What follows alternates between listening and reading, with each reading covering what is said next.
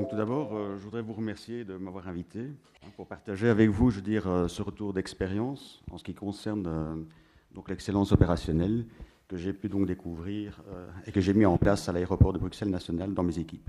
Donc ma présentation sera faite en deux parties. La première partie, je vais parler un petit peu plus de l'aéroport en soi, pour la simple et bonne raison que pour placer le contexte, donc pour voir le contexte dans lequel nous travaillons. Nous sommes donc une équipe de managers avec énormément de techniciens, donc il y a quand même aussi un monde un petit peu différent. Et donc c'est la raison pour laquelle je voudrais vous présenter le contexte, à savoir l'aéroport, et ensuite je parlerai d'excellence opérationnelle. Alors je voudrais me présenter, donc je m'appelle André Bayeul, je suis responsable des activités aéroportuaires pour NJ Cofeli. Je m'occupe également de support pour tout ce qui est développement international, donc ce qui veut dire que j'ai souvent l'occasion de voyager dans d'autres pays et d'aider mes collègues à faire du développement, du business développement donc pour les aéroports. Et je suis également membre d'un groupe qu'on appelle l'OACI, qui est une organisation internationale en ce qui concerne l'aviation civile. Donc c'est une organisation qui va créer des normes bien spécifiques pour les aéroports du monde entier.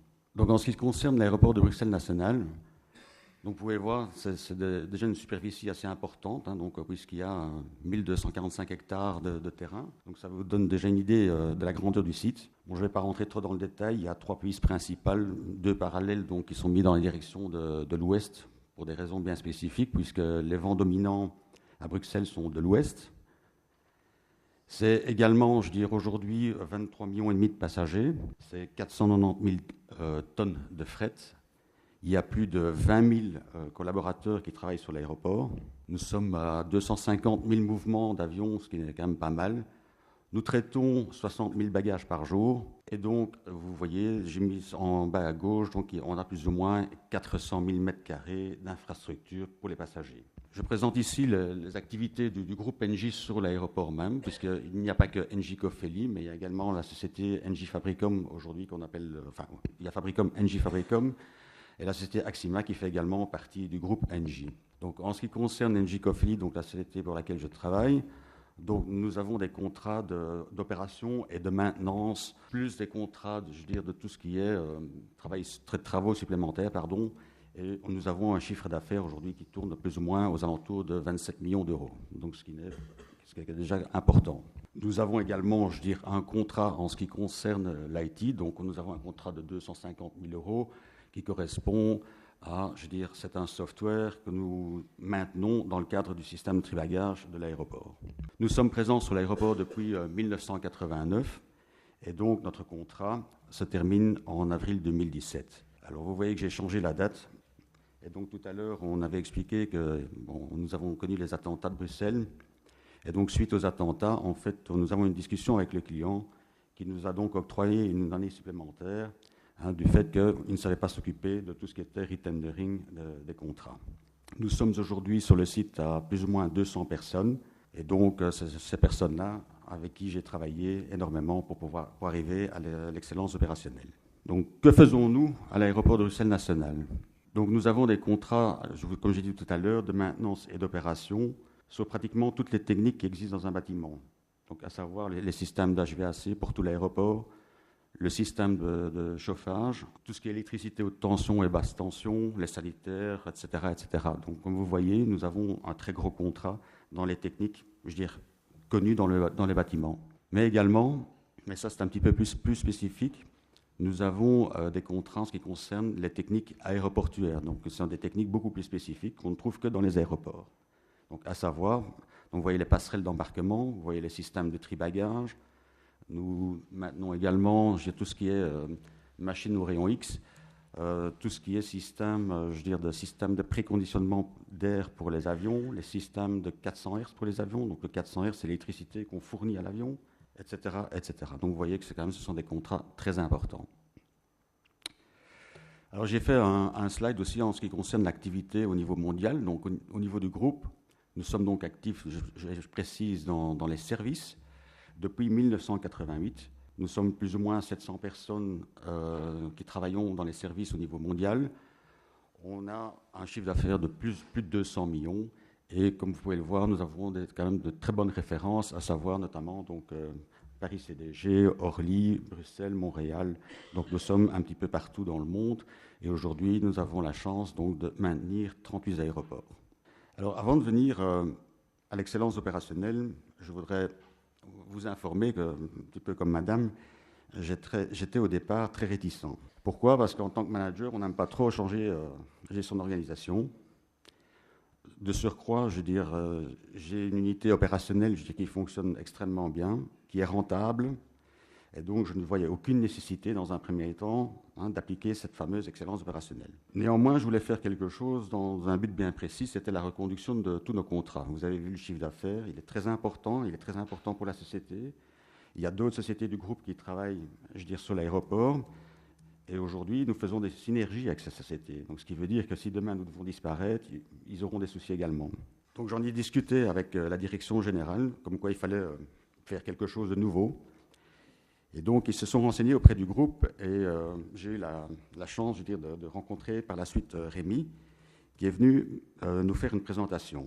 Donc, à la direction générale et à moi-même. Et il a débuté sa présentation, je veux dire, par le mot « lean ». Alors, ce que j'ai entendu, le mot « lean », mes cheveux se sont dressés sur la tête. Même si j'en ai plus beaucoup, mais néanmoins. Donc, lean en anglais, ça veut dire maigre, appauvrir. J'ai directement dit à Rémi, j'ai une unité opérationnelle qui fonctionne très bien, qui est rentable, il n'y a pas question de l'appauvrir, surtout pas maintenant. On doit augmenter la qualité et le service aux clients. Enfin, soit il a présenté d'autres méthodes, et donc je reviens aussi sur la fameuse méthode Six Max, c'est ça, Six Sigma. Et donc il nous a montré, je dirais plutôt une structure de travail dans laquelle on allait évoluer. Et donc suite à cela, j'ai donné mon feu vert, la direction générale aussi, et on est rentré donc, je dirais, dans le vif du sujet. Quel était l'objectif qu'on s'était fixé? C'était de créer, bien entendu, une nouvelle dynamique donc pour améliorer la coopération avec notre client, mais pas seulement notre client, également, je veux dire, tous nos collaborateurs sur le terrain. Alors pourquoi créer cette nouvelle dynamique? Vous avez vu, nous sommes présents depuis 1988. Vous pensez bien qu'après plus de 20 ans, les gens, ils ont l'habitude. Et les habitudes, c'est terrible. C'est ce qui tue, ça tue le futur, ça tue un contrat. Donc il fallait recréer quelque chose. Alors pour cela, on a une approche bien spécifique également. Donc on a voulu impliquer l'ensemble du personnel, donc tout le monde. Donc de l'ouvrier jusqu'au manager. On avait également demandé une vision, et j'ai marqué ici une vision du management du site, mais plus également une vision de la direction générale. Parce qu'il n'y a pas uniquement, je dirais, une unité opérationnelle qui est impliquée, mais il faut également impliquer la direction générale. Alors ce que nous avons fait, nous avons interviewé donc l'ensemble du personnel et donc on a, à ce moment-là, je fais un petit peu comme chez vous, donc on a figé un point de départ, donc ce que nous on appelle le T0, le temps zéro. On a fait également la même chose, je veux dire, chez notre client, et puis par la suite, on a traité l'ensemble de ces points en créant, je veux dire, des workshops, donc ce sont des entretiens entre personnes, donc que ce soit avec les techniciens, le management ou le client. Alors j'ai mis une remarque en dessous, et je pense que c'est très important, parce qu'il s'agissait d'un projet fédérateur. Donc il fallait que tout le monde s'implique dans ce projet. Donc ce que je veux dire par là, ce n'est pas uniquement, donc, comme vous l'avez vu tout à l'heure, les techniciens, la direction, le management, etc., mais également nos partenaires sociaux. Je pense qu'ils sont très importants aussi. Ils doivent être impliqués dans la démarche. Alors nous avons décidé d'une approche équilibrée. Et c'est très important. Je dis, on a déterminé 4 axes. Donc tout à l'heure, j'ai parlé du client. Donc l'axe client, il faut absolument créer une collaboration rapprochée avec le client. Il faut avoir, je veux dire, une confiance totale. Il ne faut pas avoir peur de ses remarques, etc. Il y avait l'axe personnel, donc qui avait pour but d'impliquer et de motiver l'ensemble du personnel. Il y avait l'axe des partenaires sociaux, qui était également très important, parce qu'au départ, ils étaient assez réticents, je dois avouer. Je crois que Rémi peut en témoigner. Il y a également l'axe de l'entreprise, donc comme je disais tout à l'heure, il faut également impliquer la direction générale, parce que peut-être qu'il y a des processus internes dans la société qui créent également des irritants au niveau de l'organisation. Qu'est-ce qu'on a fait? Donc on a fait une consultation des différents acteurs par des personnes externes, et je précise par des personnes externes. Pourquoi? Parce que si vous utilisez quelqu'un de votre propre organisation, c'est quelqu'un de connu. Et d'office, vous allez avoir des barrières. Et donc pour cela, c'est la raison d'ailleurs pour laquelle Rémi, Rémi fait partie du groupe bien entendu. Lorsqu'on a présenté Rémi à l'ensemble, je veux dire, des collaborateurs, ils étaient, je dis tous, très positifs, étant donné que c'était quelqu'un d'externe. Donc c'est quelqu'un, je veux dire, qui pouvait amener une vision tout à fait neutre de la situation et donc pas avoir d'a priori. Par la suite, donc, on a fait une synthèse de tous ces points. On a donné un feedback à l'ensemble des travailleurs parce que c'est très important. C'est lorsque vous avez fait tous ces interviews, etc., il faut donner un feedback directement. C'est important de les informer. On a fait la création de ces fameux workshops, donc je vais expliquer dans quelques slides par la suite, où vous allez voir un petit peu comment on a structuré. Et bien entendu, il faut créer un plan d'action. Ce n'est pas tout d'avoir, je veux dire, les remarques, les irritants et autres. Il faut également créer un plan d'action. Et il faut bien entendu mesurer et évaluer. Alors, le dernier point que j'ai mis, c'est l'amélioration continue, parce que ça ne s'arrête jamais. Je suis comme vous, madame. Je pense qu'on n'a pas terminé non plus. Alors, qu'est-ce que cela a donné? Donc, après avoir fait, je veux dire, une synthèse de tous les points, on a pris les points prioritaires. Donc, quels sont les points, les irritants prioritaires chez nos travailleurs? Alors, je ne vais pas passer au travers de tous les points. On a fait également la même chose au niveau du management. Et par la suite, nous avons pris les deux schémas que nous avons mis ensemble et ça nous a donné, une première direction en ce qui concerne les points prioritaires et à traiter. Vous voyez quelques points, ça sont les points communs, donc qui viennent à la fois du management et des travailleurs. Donc, vous pouvez voir, donc c'est avoir une démarche orientée client, voir le management sur le terrain, parce que nous sommes fortement sous pression à l'aéroport. Donc, nous travaillons pratiquement dans un stress continu. Il est ouvert 24 heures sur 24. Il y a un énorme impact opérationnel s'il y a quelque chose qui se passe avec les techniques. Soit. Donc comme ça, vous voyez ici, on a fait une synthèse des deux et on a directement travaillé sur le sujet, ou sur les sujets plutôt. Nous avons également fait une enquête chez le client, parce qu'il n'y a pas que les travailleurs, il n'y a pas que le management, il y a le client bien sûr qui est le plus important. Nous avons travaillé de manière différente, parce que nos interlocuteurs sont différents également. Donc là, vous voyez, nous avons simplement posé la question, quels sont les points positifs que vous pouvez dire de Engie Colfeli aujourd'hui, et quels sont les points négatifs ou les irritants de votre côté, sur lesquels nous devons travailler. Ils reconnaissent que techniquement, nous sommes très compétents, que nous sommes très flexibles, etc., etc. Par contre, un des points principaux qu'ils nous disaient, c'était vous avez un manque de ressources, vous ne travaillez pas avec les dernières technologies, etc., etc. Donc, suite à tout ce que l'on a, je dirais, synthétisé, on a créé ces fameux workshops. Donc, ce sont des groupes de travail. Et donc, vous voyez, c'est un exemple de certains groupes que nous avons faits. Donc, la communication, présence sur le terrain, la reconnaissance, etc., etc. Donc, tous ces groupes de travail ont été, animés par ce que nous, on appelle un pilote. Donc, nous avons désigné par groupe de travail une personne responsable. Pourquoi? Simplement pour animer et, pour prendre, toutes les notes, toutes les remarques, etc., en faire une synthèse et transférer l'ensemble, après ça, au niveau de management. Donc, c'est simplement quelqu'un, qui n'a aucune fonction hiérarchique, dans ce cadre-là, qui n'a aucune fonction hiérarchique, qui prend simplement, les notes et qui anime les débats. Alors ça, c'est un exemple de synthèse, ou plutôt, nous avons travaillé donc, avec plusieurs cadres, donc c'était bien structuré. Donc on définit d'abord ce que veut dire le workshop, le groupe de travail. Donc quelles sont les actions nécessaires à effectuer. Donc ça, c'est les gens qui parlent de manière tout à fait ouverte et transparente. Bien entendu, on y indique les participants, ça c'est pour nous autres, pour avoir une idée du nombre de personnes qui ont participé à ces groupes de travail. Quels sont les gains espérés si on fait des changements. S'il y a des difficultés, donc parfois on peut rencontrer des difficultés qui sont externes à notre organisation. Et quel est le stade suivant? Alors, je pense que le groupe de travail qui a pris le plus de temps, c'était le groupe de la communication. Donc, on a eu énormément de discussions au niveau de la communication. Je crois que c'est le point le plus important. Si on parvient à bien communiquer, les choses vont se dérouler de manière tout à fait naturelle. Et je pense aussi que le personnel sera, efficace. La partie inférieure donc, du slide, vous pouvez voir qu'il ne suffit pas d'enregistrer, les remarques ou les irritants, mais on a également planifié. Donc, ce qui veut dire qu'on a mis ce qu'on dit en anglais des deadlines. Donc, lorsqu'on n'a pas terminé un workshop de manière complète, on le planifie immédiatement et on prévient tous les participants. Donc, il faut vraiment une continuité. Alors, bien entendu, de ces workshops sont ressorties certaines solutions. Du côté gauche, dans la colonne gauche, c'est les problématiques que l'on avait. Quelles sont les solutions qui sont proposées par le groupe de travail?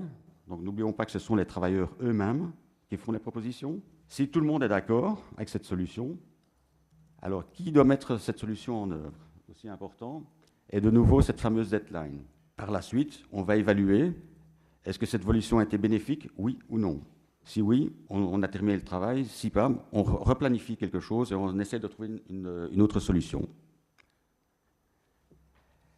Alors, je vais donner quelques exemples des actions qu'on a prises dans le cadre des remarques qui ont été formulées plutôt sur les irritants et les priorités sur lesquelles on a travaillé. Donc les techniciens se plaignaient, ils n'avaient pas assez de communication avec leurs responsables directs sur le terrain. Pourquoi ? Parce que ces responsables directs étaient fort occupés avec de l'administration. Donc ce que nous avons décidé, c'était de faire en fin de semaine ce qu'on appelle un brief-débrief. Donc ça veut dire, on a demandé à nos chefs d'équipe, toutes les semaines, de réunir ces équipes, de demander à leurs techniciens qu'est-ce qui s'est passé pendant la semaine, est-ce que vous avez eu des problèmes durant la semaine, et voilà ce que l'on va faire la semaine prochaine. Donc chaque fois, toutes les semaines, avoir une communication avec les équipes. Enfin, c'est un exemple.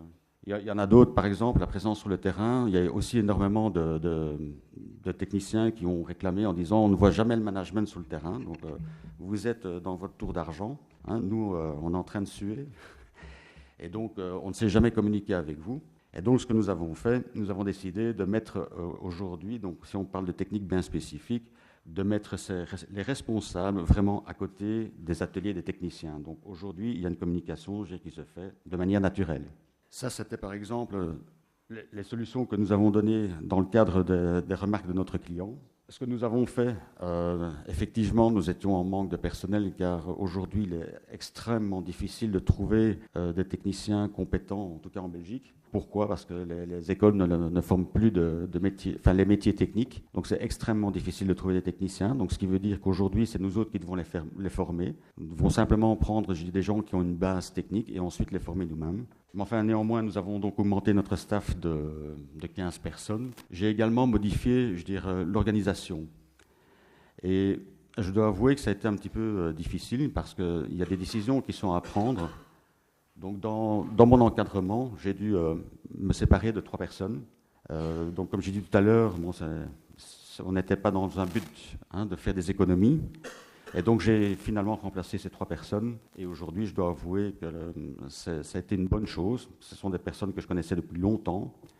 Mais je dis toujours, la bonne personne à la bonne place. C'est le principal. Quel a été le résultat, bien entendu, de toute cette démarche ? Bien entendu, on a retrouvé un personnel motivé. On parle dans notre jargon d'une communauté aéroportuaire. Ce que j'ai constaté, en tout cas, c'est suite aux attentats que l'aéroport a été fermé pendant 10 jours.